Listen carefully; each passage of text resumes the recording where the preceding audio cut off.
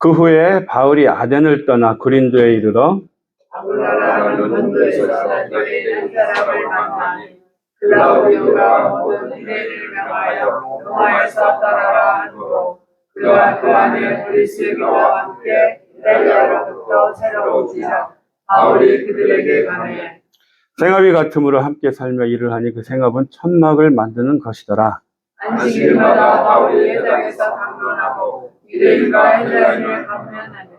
실라와 디모데가 마케도니아로부터 내려오며 바울이 하나님의 말씀에 붙잡혀 유대인들에게 예수는 그리스도라 밝히 증언하니 그들이 대적하여 비방하거늘 바울이 옷을 풀면서 이르되 너희 피가 너희 머리로 돌아갈 것이요 나는 깨끗하니라.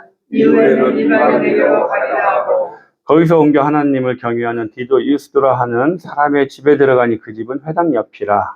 또 회당장 그리스도가 온 지방과 더불어 주를 믿으며 수많은 무리도 사람도 듣고 믿어 춘례를 받더라.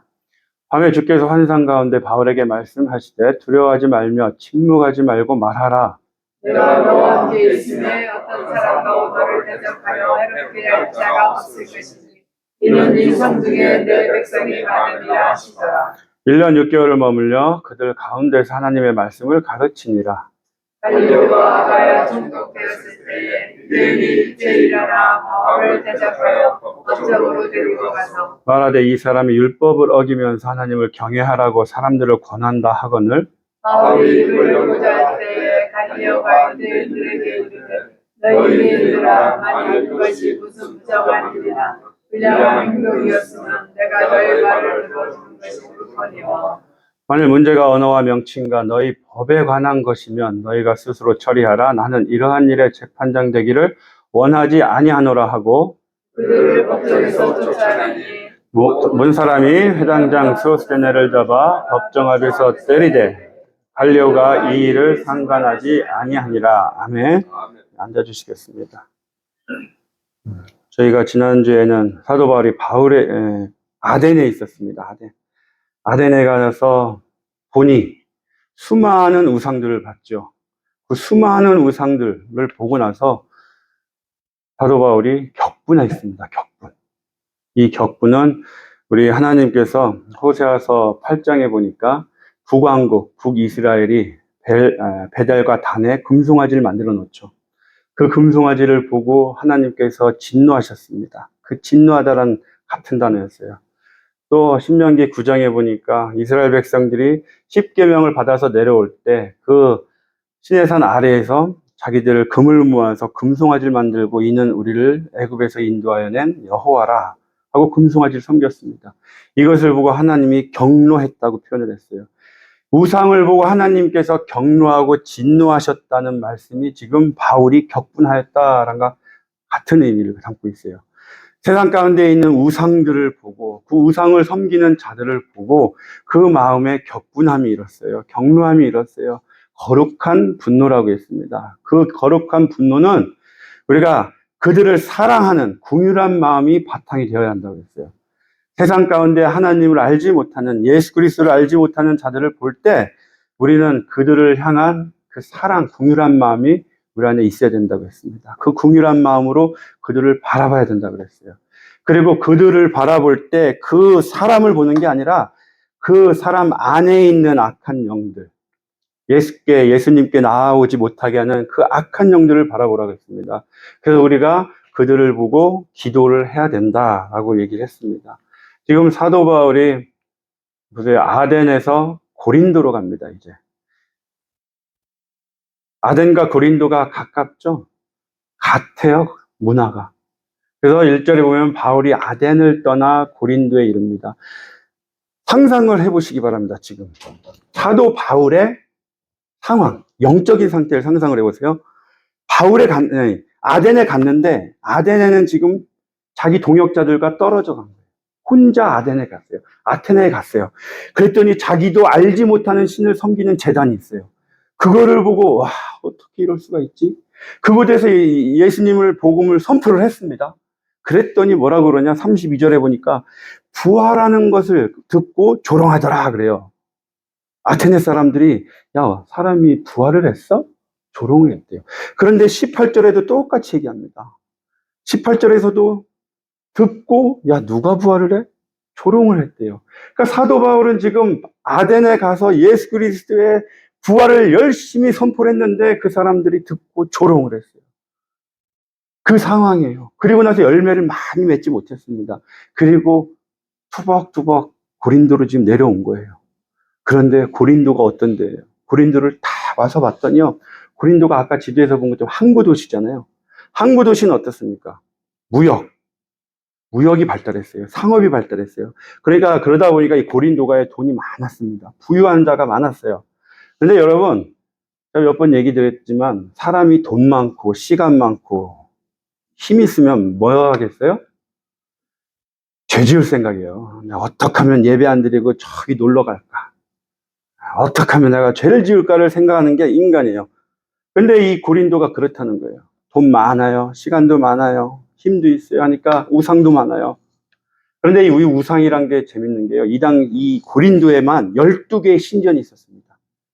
그런데 이 고린도 시내 한복판에 아폴로 신전이 있었어요. 아폴로는 바다의 신입니다. 항구니까 바다를 섬기는 그 그리스 신, 아폴로 신을 도심 한가운데 딱 세워놨어요. 그리고 아프로디테 신전이 있었습니다. 그 아프로디테가 누군지 알아요? 뭔지? 여러분들 그 비너스 알죠? 비너스. 팔 잘려갖고 이렇게 조각상 있잖아요. 그 비너스가 아프로디테예요. 그러니까 비너스 보고 아 이쁘다 하지 마시기 바랍니다. 우상이에요. 그냥 우상입니다. 그 아프로디테를 섬겼습니다. 그 아프로디테가 여신이잖아요. 그 아프로디테를 섬기던 그 신전은 어땠냐? 창기들이 1000명이 넘는 창기들이 그 안에 있던 거예요. 그러면서 고린도 자체를 성적으로 타락을 하게 만듭니다. 그 도시가 고린도예요. 그래서 고린도 사람, 고린티안이라고 하면은 그 당시에 그냥 아, 저 사람은 고린티안이야. 성적으로 타락한 자, 음란한 자. 그냥 그렇게 불렀어요. 그냥 친구들끼리도 아, 쟤는 고린티안이야. 그러면 쟤는 음란한 애야. 그 교정도로 이 고린도 자체가 타락한 도시였어요. 우리가 고린도서를 읽어보면 알잖아요. 문제가 많았습니다. 고린도 교회 자체가. 이 교회에 고린도를 딱 온 거예요. 지금 영적으로, 육적으로 힘든 상태에서 고린도를 딱 왔는데 고린도에 와서 보니 아덴 만만치 않은 거예요. 그 영적으로 힘듦이 있습니다. 그런데 그곳에서 아굴라라는 자를 만납니다. 아굴라와 브리스길라를 만나요. 아굴라는 유대인이었습니다. 근데 이 아굴라가 로마로 가요. 로마의 노예로 갑니다. 그런데 어느 날 노예에서 해방이 돼요. 그리고 로마 시민이 됩니다. 그래서 브리스길라라는 여자를 만나요. 이 브리스길라라는 것은 브리스가라는 집안이 있어요. 그 집안이라는 의미예요. 브리스길라는. 브리스가라는 집안에 있는 어떤 여자를 만난 거예요. 그 브리스길라를 만납니다. 근데 그 브리스길라는 로마에 있는 유력하고 부유한 집안이었어요. 그 사람을 만났는데 글라우디오 황제가 추후 49년에 로마에 있는 모든 유대인들 다 떠나라. 로마에 있지 마. 다 떠나. 그래서 추방령을 내립니다. 그때 아굴라가 유대인이었기 때문에 추방을 당해요.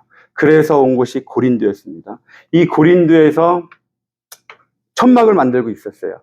그런데 사도 바울이 와서 고린도에 와서 이들을 만납니다. 지금 동역자들과 다 떨어졌어요. 혼자 몸이에요. 아무것도 없어요. 이제 생활비도 없는 상태인 거예요. 그래서 안 되겠다. 내가 무슨 일이라도 해서 생활을 해야 되겠지.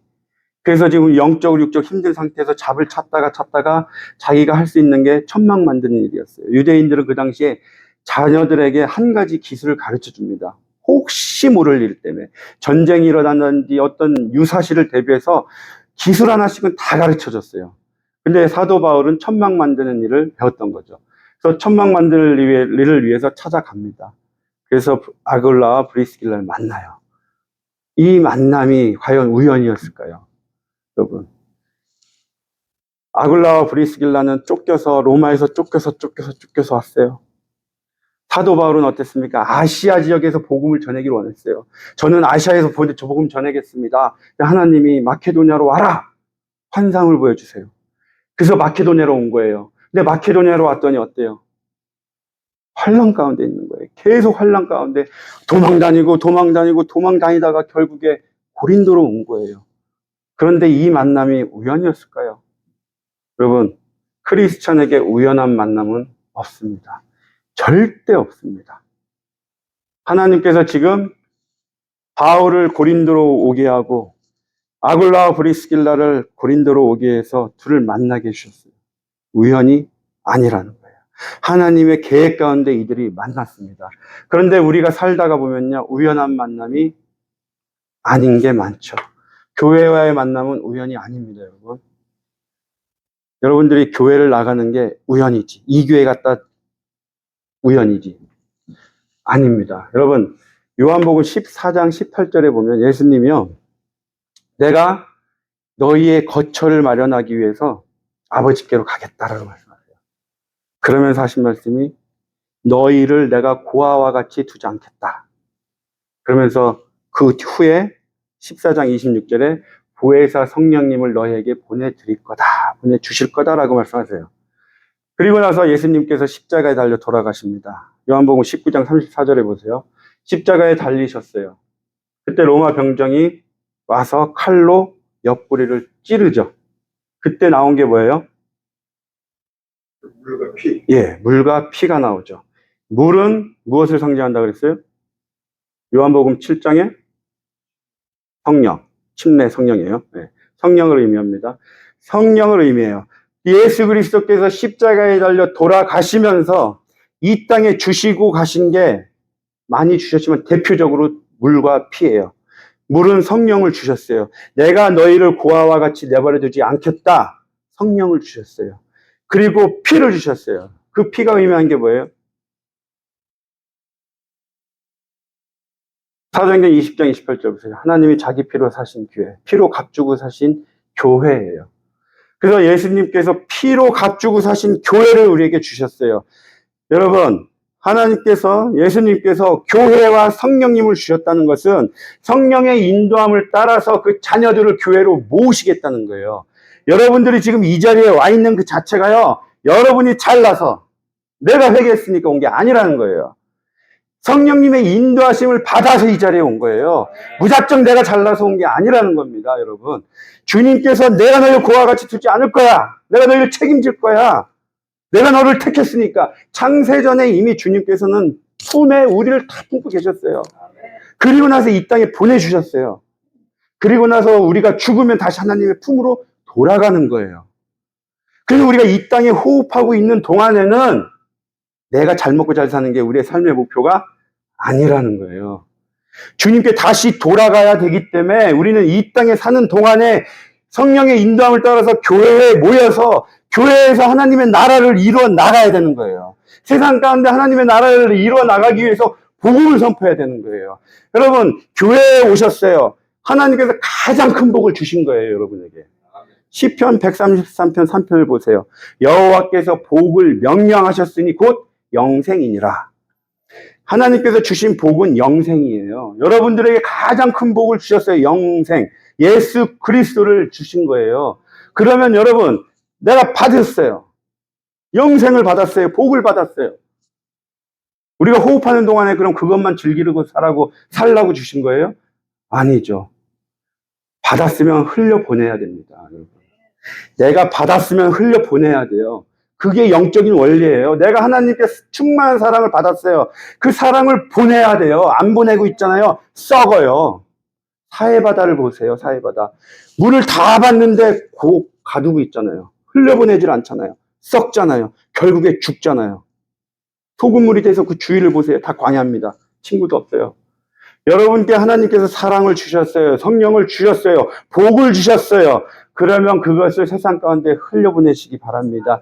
그게 우리를 교회에 모으신 이유예요. 매 주일 예배 때마다 여러분에게 주님께서 새 영을 부어주세요. 말씀을 부어주세요. 은혜를 부어주세요. 그 은혜 받은 사랑, 은혜, 성령 충만함을 가지고 나가시기 바랍니다.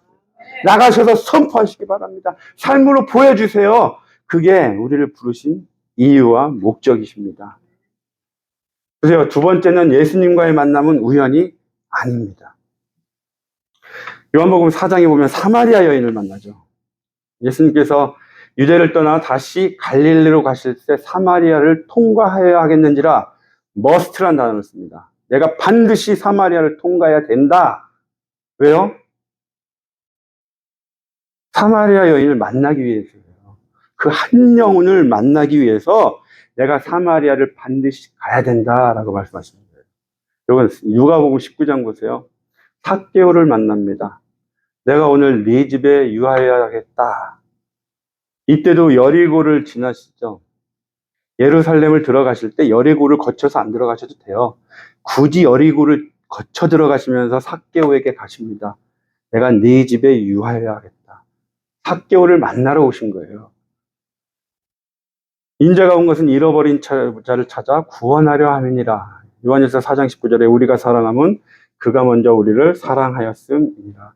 그럼 우리가 주님을 사랑할 능력이 되나요? 여러분들이 주님을 사랑할 능력이 있으시다고 믿으시나요? 모든 인간들은요, 주님을 사랑할 능력이 없습니다. 주님이 오셔서 사랑을 주셨기 때문에 사랑을 깨닫고 주님을 사랑하는 거예요. 모든 인간은 자기밖에 사랑 안 해요.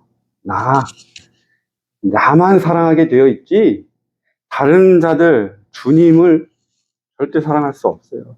예수님께서 나를 사랑하셔서 십자가에 달려 돌아가신 것을 내가 믿어야지 내가 사랑할 수 있는 존재가 되는 거예요.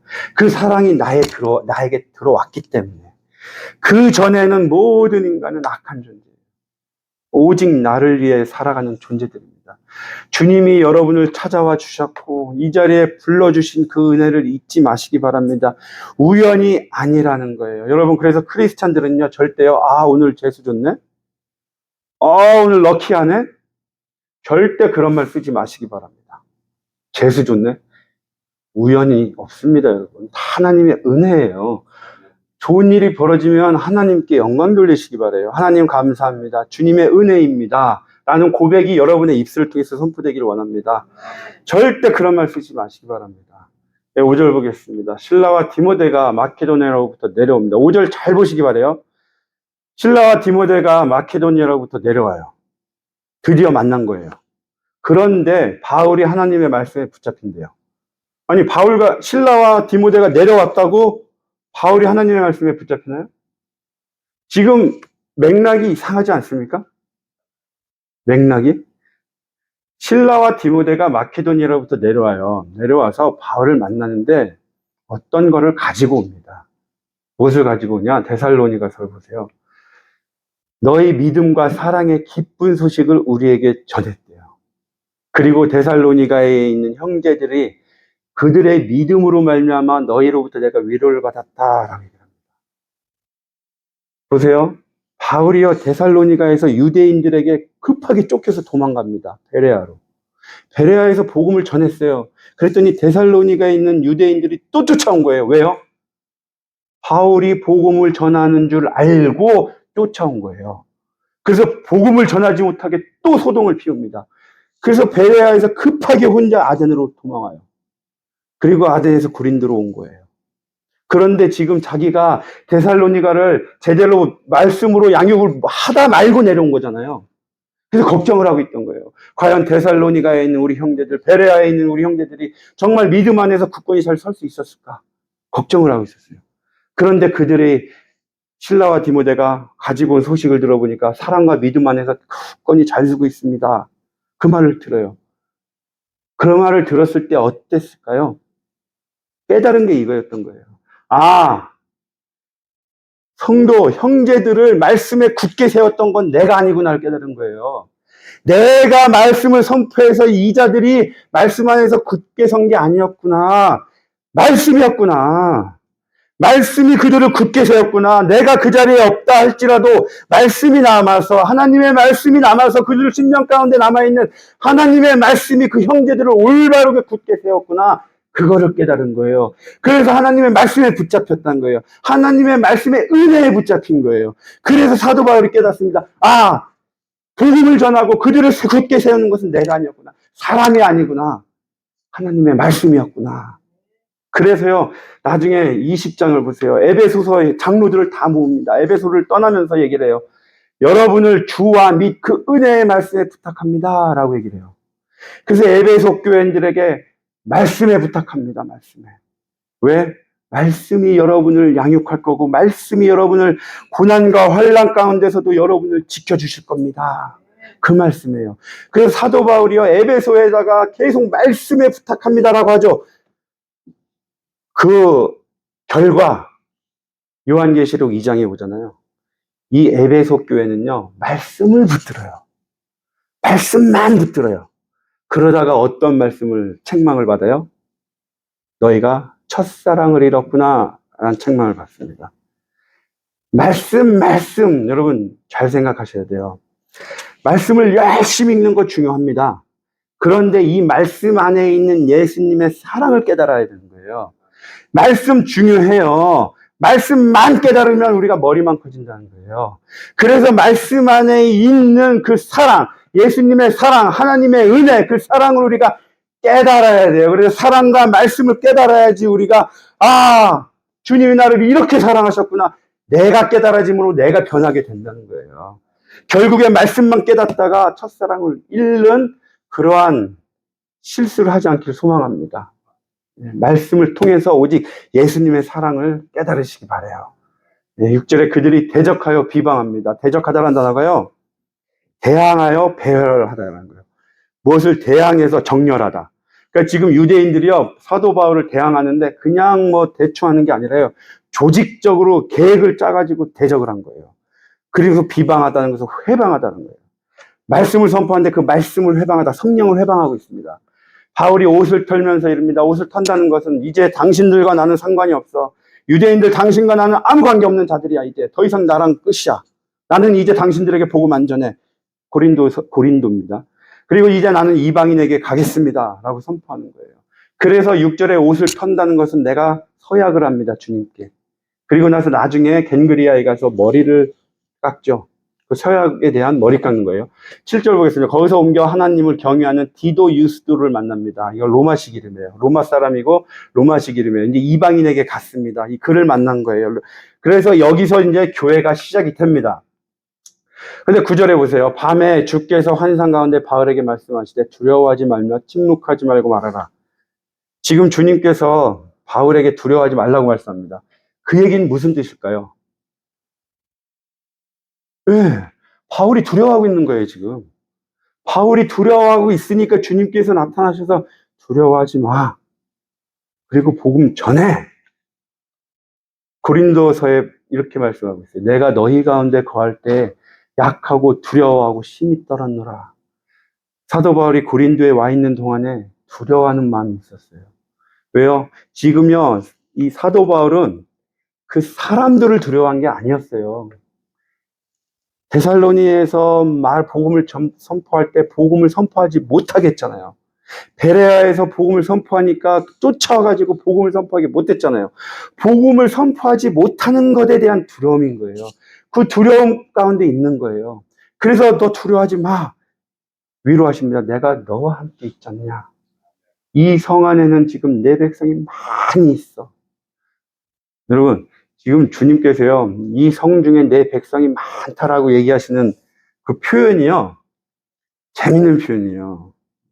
충청도식 화법 아십니까? 충청도식 화법? 우리 딸들은요, 제가 충청도 대전이라 우리 딸들이 충청도 이 기질이 있어요. 그래서 만약에 피자를 먹고 싶으면 엄마한테 얘기해요. 사모한테, 엄마, 코스트코 언제 가? 그렇게 물어봐요. 그러면 처음에는 우리 사모는 몰라요. 이해를 못해요. 무슨 뜻이야? 코스트코 오면 지금 갈 일 없는데? 그럼 저는 알아요. 아, 피자 먹고 싶구나. 그래서 사모한테 얘기해요. 피자 사오란 얘기입니다. 하면, 그런 뜻이야? 충청도가 약간 그래요. 이게 직접적으로 얘기를 안 합니다. 이렇게 돌려서 얘기를 해요. 이 주님께서 얘기하세요. 이 성 중에 내 백성이 많아, 지금. 그게 뭐예요? 여기서 오래 머물러라. 오래 있으면서 내 백성 한 명 한 명 내가 택한 백성 네가 다 나에게 인도해. 그런 말씀인 거예요. 그래서 사도 바울이 1년 6개월을 머뭅니다. 오랫동안 머물러요. 머물면서 있습니다. 그런데요, 주님은 한 영혼도 포기 안 하세요. 여러분, 요한복음 6장 39절에 보세요. 나를 보내신 이의 뜻은 내게 주신 자 중에 내가 하나도 잃어버리지 아니하고 마지막 날에 다시 살리는 이것이니라. 주님은요, 이 고린도, 이 타락하고 패역한 도시, 이 고린도에 하나님의 택하신 백성이 많이 있대요. 그 백성을 바울이 포기하고 떠날까봐 나타나신 거예요. 그래서 말씀하신 거예요. 이 안에 있는 내 백성을 네가 데리고 와라. 나에게 데리고 와.